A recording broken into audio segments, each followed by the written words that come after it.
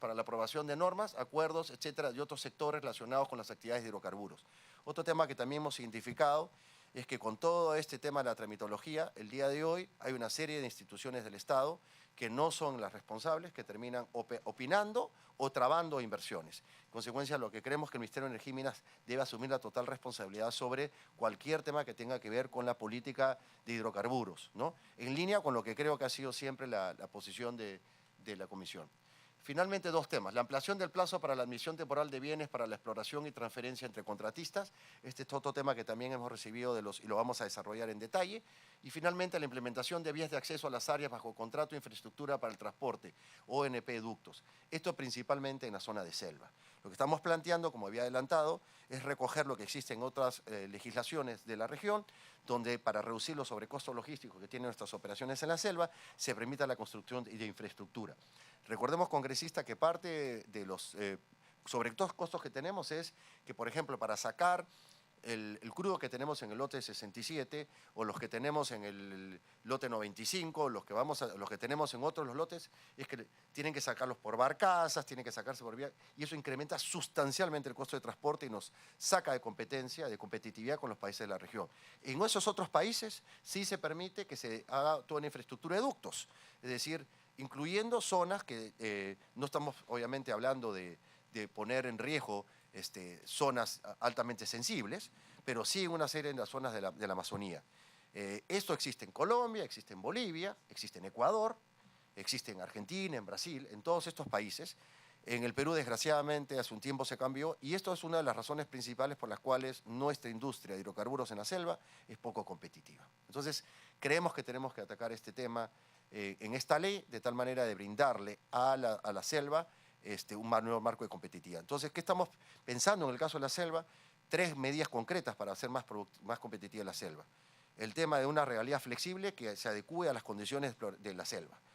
Segundo tema es la construcción de vías e infraestructura en la selva que permitan reducir los sobrecostos de transporte y logísticos que se tiene. Y tercero, en el caso de la selva, es que se ponga en valor el oleoducto, que se hagan los ductos complementarios, que es la mejor forma de reducir los costos adicionales de transporte que tiene la selva y que nos pone una desventaja frente a los demás. Esas son las tres propuestas que estamos trayendo, presidente, que la vamos a ver a disposición. Quería interrumpirte, mi querido presidente, en el segundo punto, en cuanto a la construcción de vías de acceso. ¿Cuál es la imposibilidad, cuál es la limitante que hay actualmente en ese sentido? Sí, ahora lo estamos planteando, esos puntos los vamos a desarrollar, presidente, en detalle y ahí los vamos a explicar. Hoy hay una restricción, como lo vamos a ver más adelante, está prohibido por ley, todo el tema logístico tiene que ser hecho por aire. Consecuencia, absolutamente todo, así es. Hasta todas las plataformas, hasta la comida de la gente tiene que ser, el desplazamiento de todo el personal, todo es por aire, por helicóptero.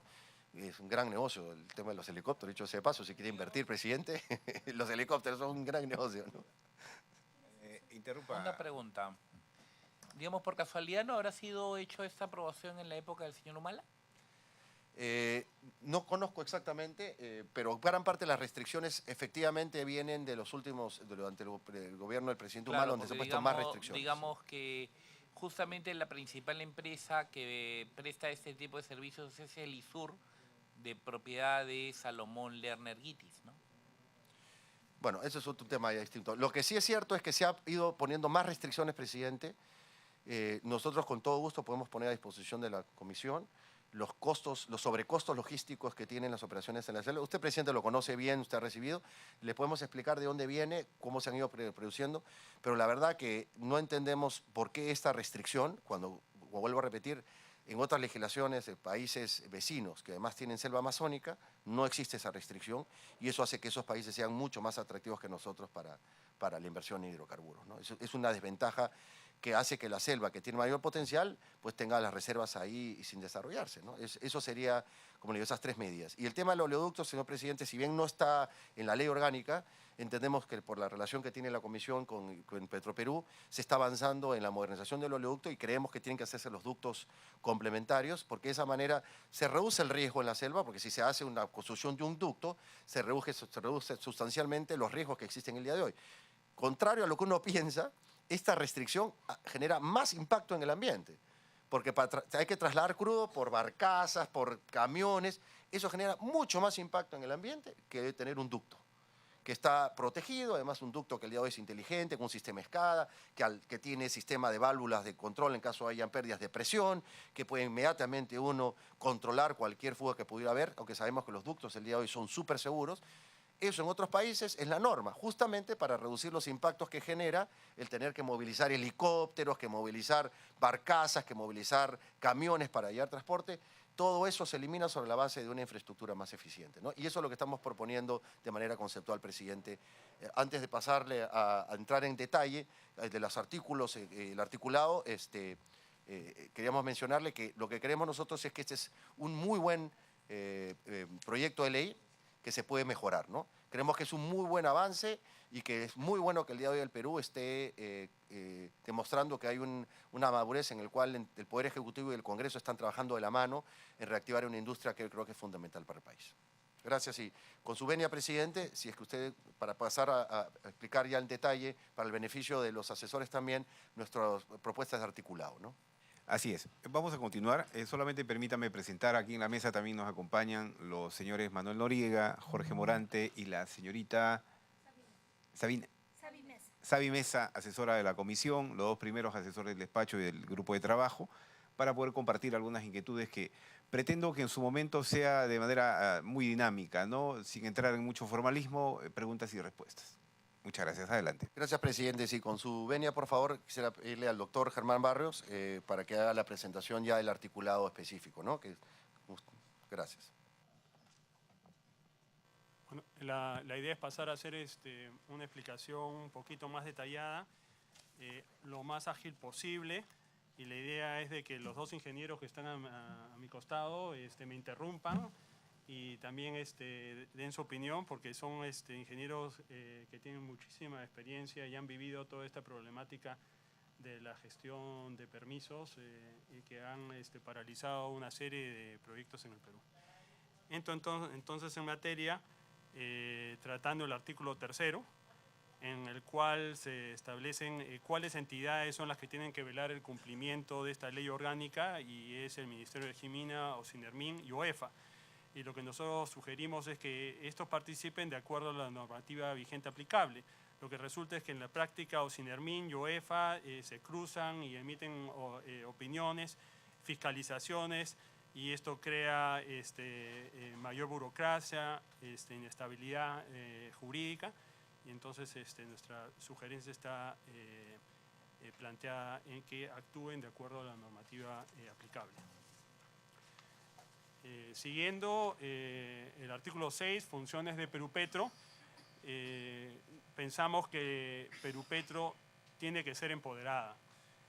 Perupetro lamentablemente en los últimos años ha perdido el norte, ha dejado de ser una entidad promotora, no toma decisiones, y creo que hay que empoderarla para que ella tome las decisiones y no se esté apoyando en el ministerio, como ocurre en Colombia, que en Colombia se tiene la Agencia Nacional de Hidrocarburos, que es una agencia fuerte, robusta y toma decisiones, y sobre todo para los inversionistas, Perupetro es su socio natural en los contratos, y la idea es de que Perupetro tome las decisiones, ¿no?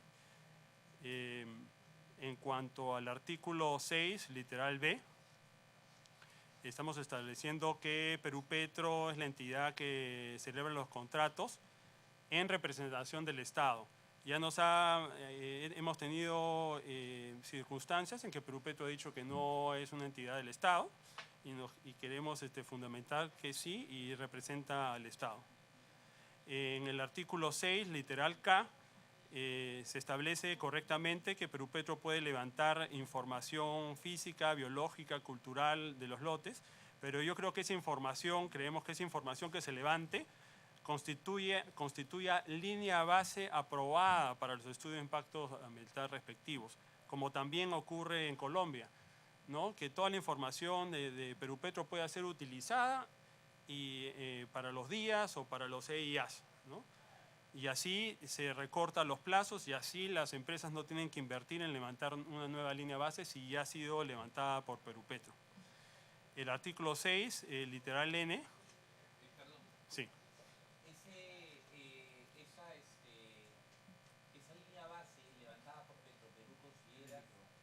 Perupetro. ¿Esa línea base preparada por Perupetro consideras que debería tener algún costo para la empresa que la tome como referencia de línea base? ¿O digamos, a título gratuito? Mire, ahora, por ejemplo, toda la información técnica que levanta Perupetro es a título gratuito, ¿no? Yo considero que se debería seguir esa línea. Antes, en otros países se cobra fortunas por la información técnica. Perupetro hace muchísimos años decidió que esa información debería ser gratuita, solamente se le cobra el costo de los materiales y el grabado. Así nos pone en una situación más atractiva en comparación con los países vecinos, ¿no? Yo creo que se debería seguir la misma política, ¿no? Un comentario, y es un tema de decisión. Esto es una inversión del Estado que la va a recuperar al momento que el inversionista ponga el compromiso de inversión. Es decir, lo vas a pagar, o pagas devuelves el costo, o sea, el gasto que incurrió el Estado, o más bien lo haces como lo consideras que es una inversión. Nosotros consideramos que es una inversión más que un gasto. Y la inversión la vas a pagar en términos que la mejora en la calidad técnica va a hacer que venga un inversionista y pueda ofrecer un monto mayor por el lote, sin duda. Que implica una mayor inversión por el lote, compromiso de inversión y un tema de regalía mayor. Entonces, ¿con eso se va a pagar? Pero es una decisión del Estado, creo. Nosotros creíamos que debería ser más una inversión que se pague con el valor del lote que la devolución de gastos, ¿no? Sí, yo puedo complementar diciendo que toda esta información de línea base existe.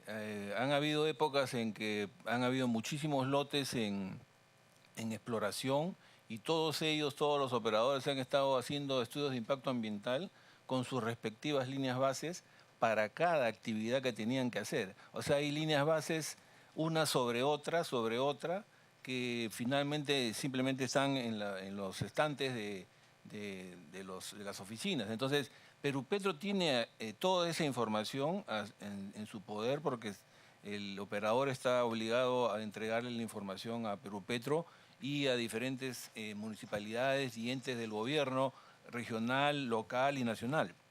Entonces, información de línea base existe y no tiene por qué ser gasto para el Estado en este caso. Y la información técnica, como dicen hace un momento, es brindada libremente, es porque igualmente todos los operadores petroleros que entran a un lote, toda la información sísmica de pozos, geológica, geofísica, geoquímica, toda esa información la tiene Perupetro y si es nueva, la información luego va a los archivos de Perupetro. Entonces Perupetro obtiene esa información por obligación contractual. Entonces Perupetro tiene un archivo importante y gigantesco de data que logra, porque es digamos, el ente representante del Estado y fácilmente promueve los lotes cuando vienen otras épocas con esa información. Entonces es un círculo virtuoso en este caso de data que existe y Perupetro la puede manejar mejor o más óptimamente. Para complementar, presidente, hemos escuchado en los últimos años la cantidad de contratos que se encuentran en fuerza mayor, precisamente por el hecho de todo el proceso de elaboración y aprobación del estudio de impacto ambiental.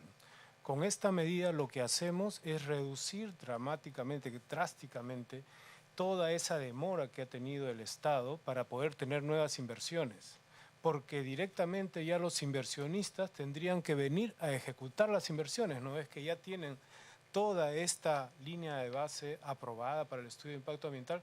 Esto sería una medida muy promotora para la inversión en hidrocarburos. Sí, continuando, en cuanto a nuestra propuesta, en el artículo 6, literal N, es que Perupetro sea la entidad que efectúe la consulta previa requerida para los pueblos indígenas. En un momento lo tuvo Perupetro y se le pasó al Ministerio de Energía y Minas. Perupetro realmente tenía un equipo formado y logró cerrar la gran mayoría de consultas previas en los lotes que quería licitar. Nuestra propuesta es que retorne a Perupetro y también considerando que cuando se firma un contrato de licencia, cuando se configura un contrato, un posible área de un contrato, que va a ser contrato, Perupetro tiene que ir a comunicarle a las comunidades que se va a hacer eso. Y luego Perupetro, cuando se firme el contrato, tiene que llevar al contratista a presentarlo a las comunidades. Entonces, es mucho más eficiente que Perupetro sea el que efectúa la consulta previa, ya conoce cuál es el ambiente, cuáles las comunidades y todo, y en los siguientes pasos lleve al inversionista. Entonces no veo el sentido que por un lado esté el Ministerio de Energía y Minas haciendo la consulta previa y luego entre Perupetro a tratar de aprender y se pierde mucho tiempo, ¿no? El equipo de Perupetro social es el que debería hacer, a nuestro entender, la consulta previa. Luego, también en el artículo 6, incorporar en el literal O que Perupetro está autorizado a determinar y negociar las regalías, incluyendo las reducciones de eso. Ya lo comentó Felipe esto. Actualmente hay lotes contratistas que han ido a Perupetro a decirle con esta regalía vigente no podemos producir más, estamos a pérdida, y Perupetro ha dicho que no puede tocar las regalías porque no está autorizado, no hay el marco legal, y este sería justamente el marco legal. Recordemos que lo hacen dentro de unas restricciones, y es que el modelo de regalías la define el Ministerio de Economía y Finanzas. O sea, que no es que Perupetro tiene la facultad, libertad de hacerlo, está bajo un marco congresista, es decir, aquí no va a haber un capítulo que hable de regalías.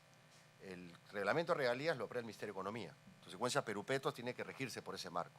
Pero lo que no tiene el día de hoy es la facultad dentro de eso de renegociar contratos y modificar regalías con cargo a compromisos de inversión, etcétera, porque no tiene la facultad de hacerlo. ¿Y esta facultad podríamos otorgársela en esta ley? Sí. ¿No habría, digamos, alguna contradicción con alguna norma? Aquí justamente se está estableciendo cuáles son las funciones de Perupetro. Están en la ley. Están en la ley. Sí, en esta ley están las funciones de la ley orgánica de hidrocarburos, están las funciones de Perupetro. Sí. Adelante. Sí, una consulta en este acápite.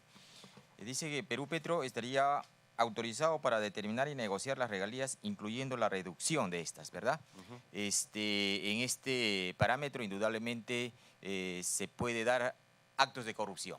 ¿Han pensado en esas cláusulas que están sugiriendo de corrupción, algún candado, alguna cosa que pueda garantizar o por lo menos evitar este tipo de situaciones que se pueden darse a partir de esta disposición?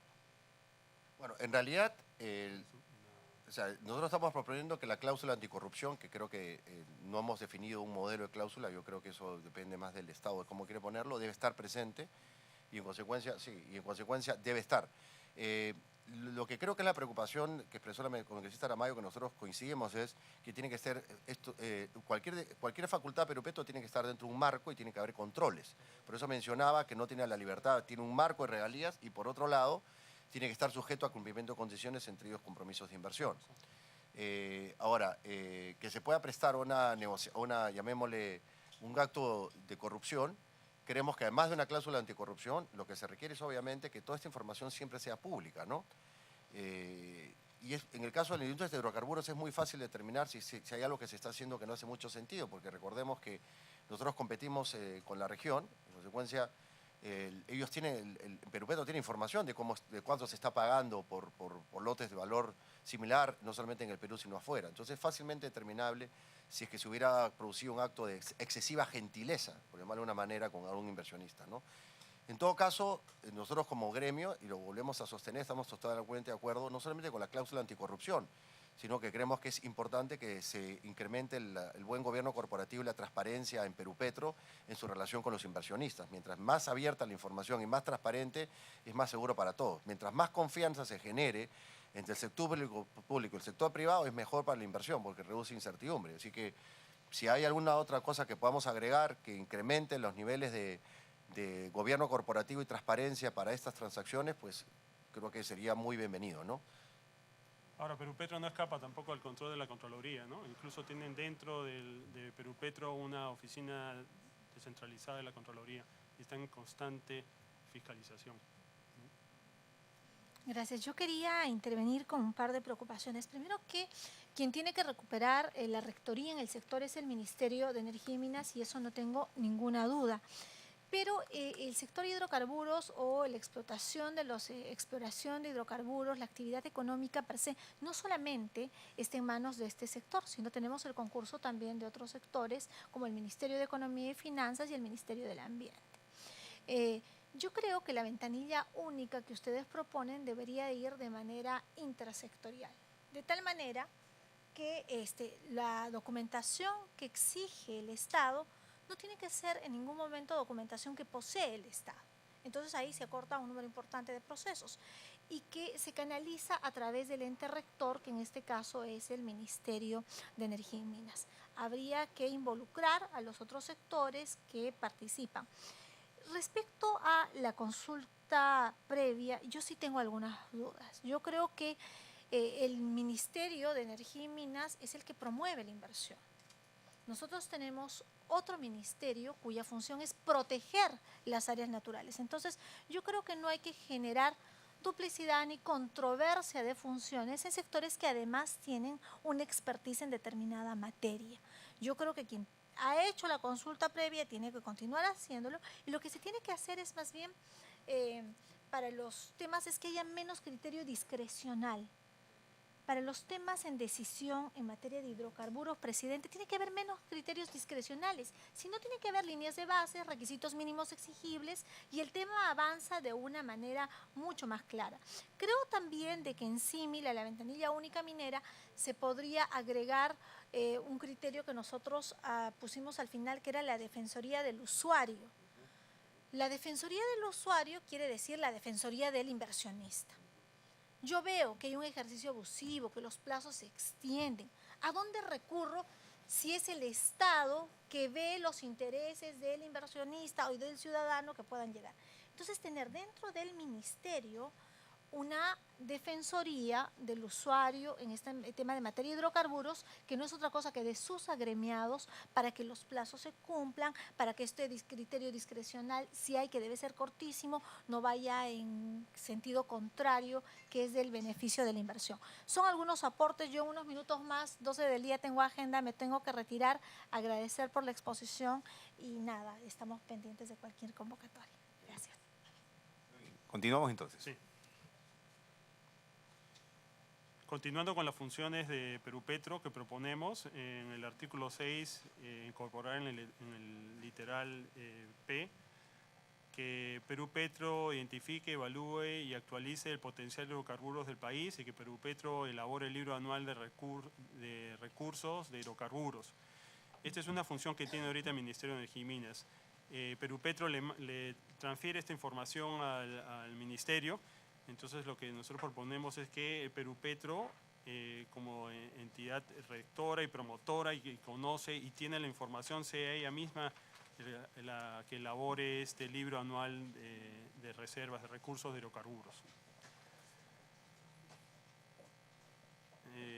Continuando, en el artículo 6,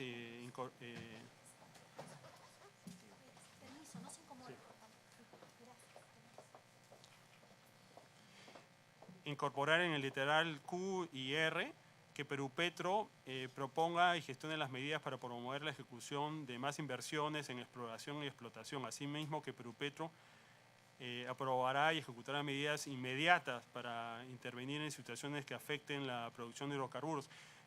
Por ejemplo, en Colombia, la Agencia Nacional de Hidrocarburos, cuando hubo la reducción de precios, la crisis hace 3 años, inmediatamente tomaron medidas para evitar que la producción caiga y que devuelvan lotes.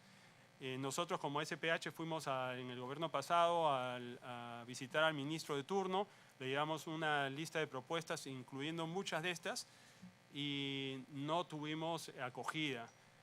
Fuimos donde Perupetro y Perupetro nos dijo que ellos no tenían la facultad como para tomar decisiones, ¿no? Entonces creo que es el momento porque vivimos ciclos. Estamos ahorita perdimos el ciclo anterior, lo perdimos totalmente y ahora estamos en $60 el barril. Ojalá que suba y podamos entrar en un nuevo ciclo, pero estos son picos y valles.